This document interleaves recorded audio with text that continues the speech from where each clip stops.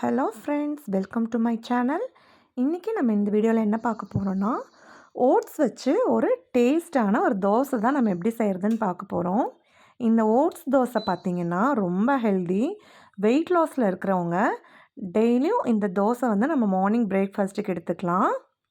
இப்போ எப்படி செய்யலான்னு பார்க்கலாம் வாங்க. ஒரு பவுலில் 2 ஸ்பூன் நம்ம ஓட்ஸ் எடுத்துக்கலாம்.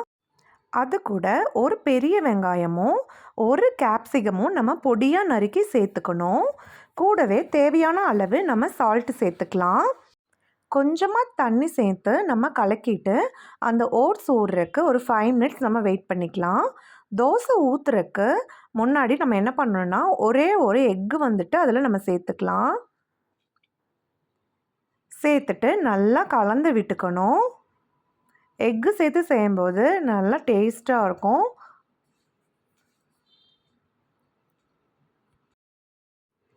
இப்போ பாருங்கள், நான் நல்லா கலக்கிட்டேன். அந்த ஓட்ஸோட அந்த எக்கு நல்லா மிக்ஸ் ஆகிடுச்சு. அடுத்ததாக இப்போ நம்ம வந்து தோசை செய்யலாம். அதுக்கு தோசை கல்லில் நம்ம தோசை ஊற்றிடலாம்.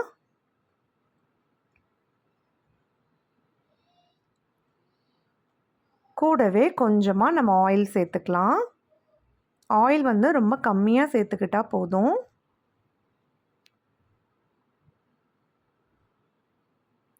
ஒரு 2 நிமிஷத்துக்கு நல்லா வேகட்டும்.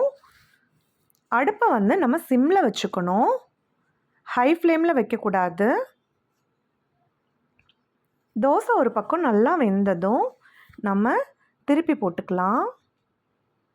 இப்போ பாருங்கள், ஓட்ஸ் தோசை ரெடி ஆயிடுச்சு. 2 பக்கமும் நல்லா வெந்துடுச்சு. நீங்களும் ட்ரை பண்ணி பாருங்கள்.